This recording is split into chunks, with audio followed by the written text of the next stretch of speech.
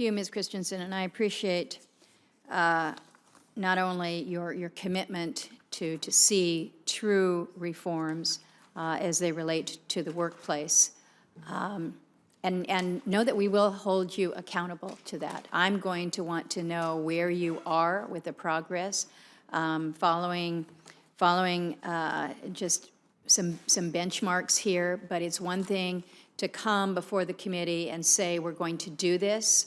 We need to ensure that it's happening internally, that the men and women who work hard and serve our agency, that they feel safe and they feel that they are in an environment that obviously has respect for them and the men and women respecting one another. So know that this is something that doesn't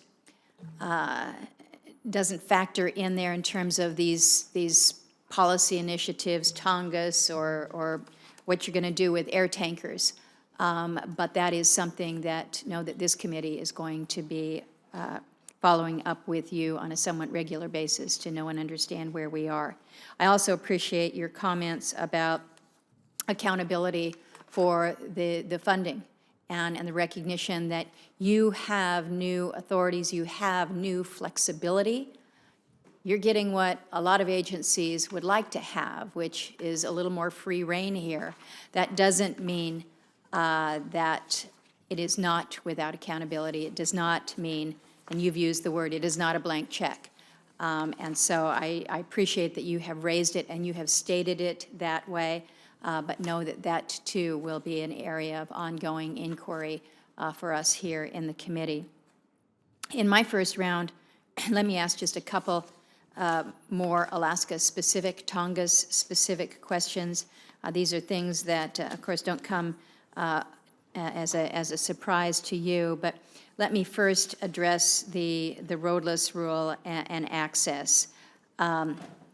As I mentioned in my opening and as we discussed yesterday, amongst all those who came together for this public meeting when we were in Ketchikan, whether you're an air taxi operator, the electric utility, the school superintendent, or the guy who has the small sawmill, everybody's desperate for more access to the Tongass.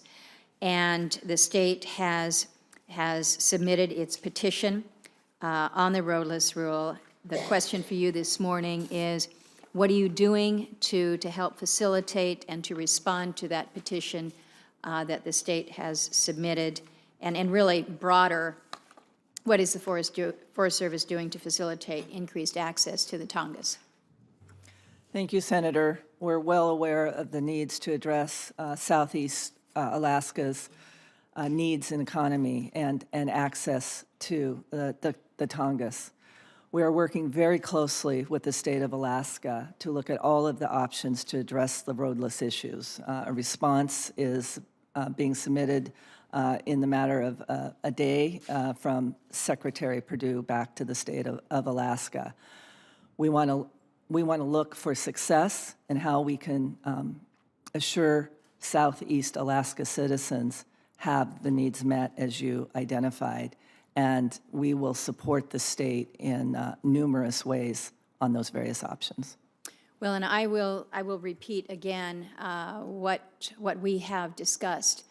The entire Southeast economy is locked because of the roadless rule. The Tongass comprises 95% of southeastern Alaska.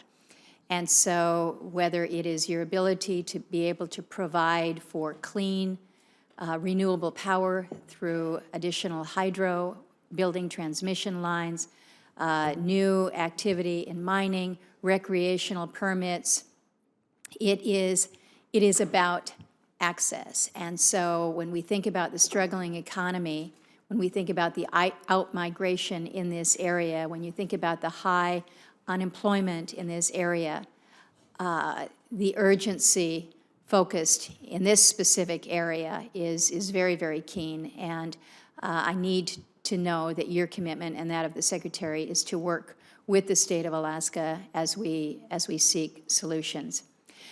Let me move quickly here to the Tongass, the 16 Tongass Land Management Plan.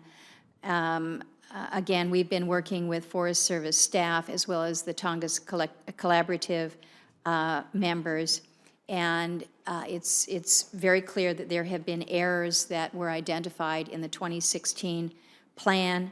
One involves a standard that restricts harvest on moderate vulnerability karst areas, and the other overestimates the timber supply that's expected to be available from both Native corporation and state lands.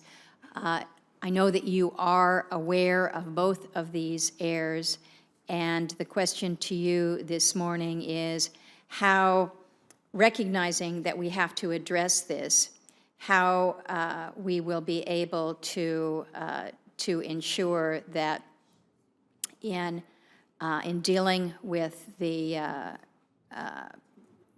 timber sale planning ability to meet the market demand, how we will comply with the Tongass Timber Reform Act, given the errors that we're dealing with.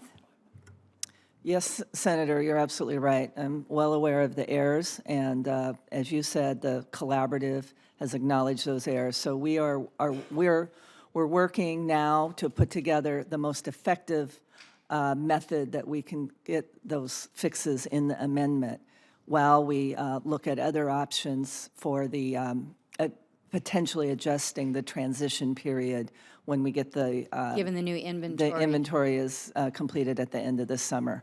We want to be the most expeditious and efficient in getting those fixes corrected, and I'd be glad to certainly keep you posted on that progress. Good. Well, we'll be working with you as you get all that information.